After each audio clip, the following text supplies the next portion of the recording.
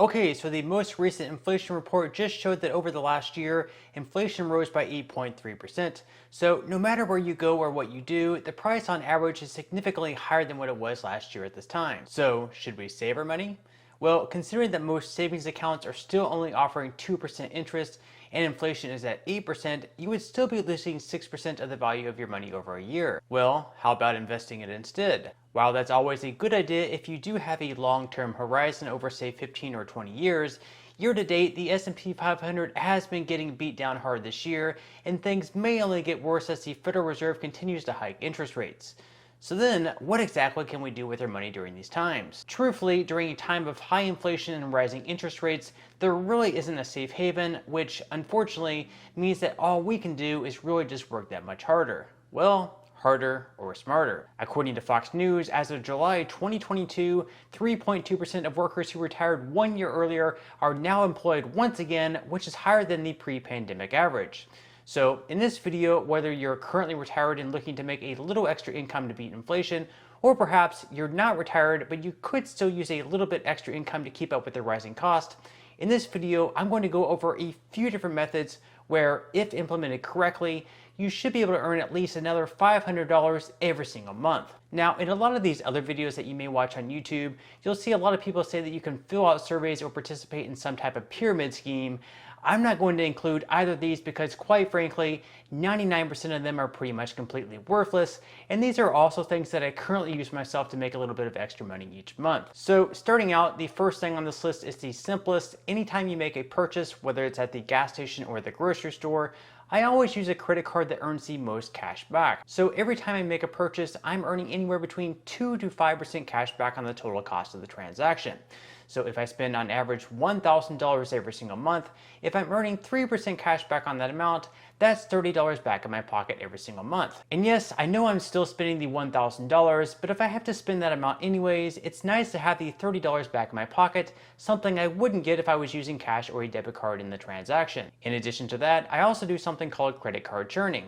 This is essentially where you open new credit cards every few months to offer spend bonuses. So for example, if you get the Wells Fargo autograph credit card, you can earn 30,000 points or $300 if you spend $1,500 within the first 3 months of opening your account. Now, I usually open at least 2 to 3 new credit cards every single year, so if I earn 3 of these bonuses per year, that's $900 or an average of $75 per month. And just like credit card bonuses, checking and saving account bonuses are another thing that I take advantage of.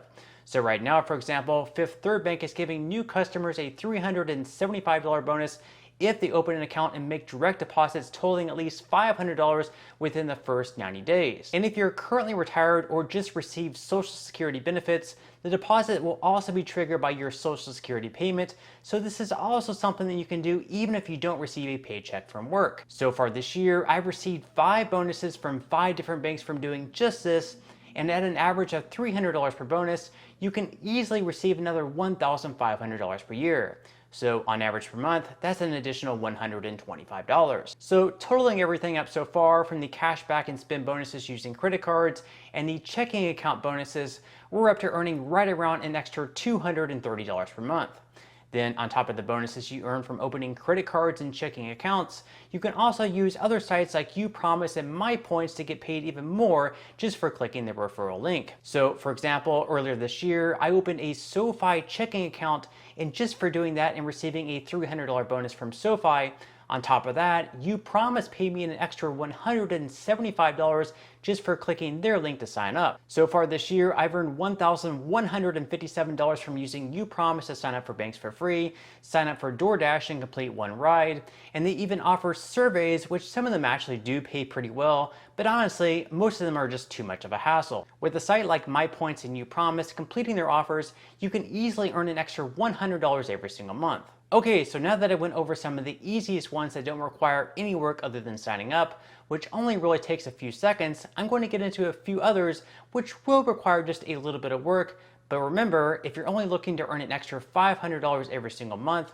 and you're already earning $330 on average using the methods that I listed earlier, you only need to make $170 more with these. So one thing that I currently do on the side is sell on both eBay and Amazon. Now, I started out with eBay selling clothes, so I would go to different thrift stores, try to find pieces of clothing that have a good brand that normally sells for a high price online, but since it's in a thrift store, it's usually priced much lower.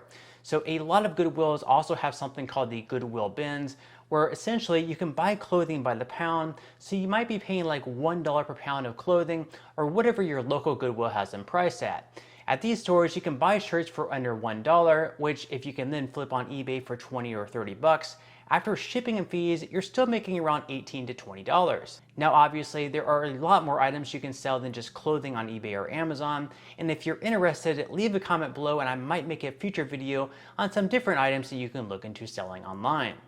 Oh, and don't forget to first look at all the items that you currently have around the house that are causing too much clutter, because a lot of these items, even though they may no longer have much value or use to you, they may still have use to other people, so try to sell them online, whether it be Facebook Marketplace, Amazon, eBay, or anywhere else.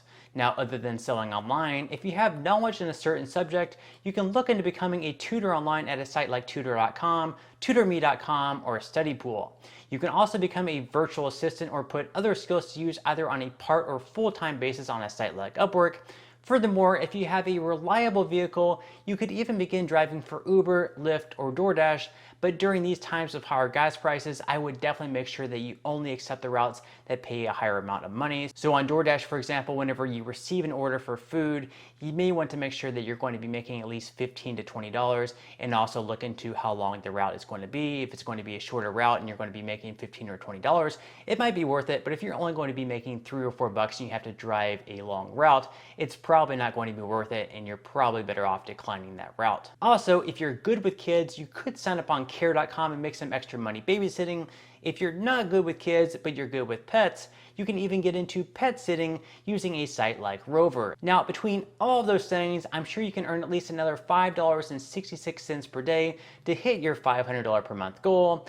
And remember, even though we may not be able to control inflation as long as they keep printing more money in Washington, one thing that we can control is making a few extra bucks every single day, which hopefully makes things just a little bit easier.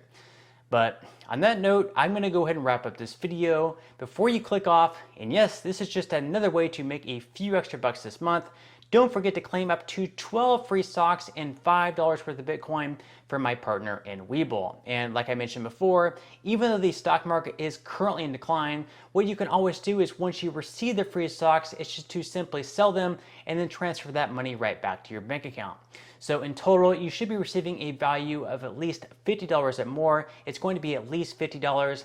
And although some people have received over $3,000 in the past, so if you're extra lucky, you might actually receive $3,000 or more in stock value. So whatever you do end up receiving, once again, it will be at least $50. You can sell those stocks and then transfer the $50 or more right back to your bank account. But thank you so much again for watching. And if you enjoyed the content in today's video, I would greatly appreciate it if you would give this video a like, subscribe to my channel, and make sure to ring the notification bell. That way you won't be missing any of my future videos. And until next time, I hope you have a wonderful rest of your day, and I'll see you in the next video.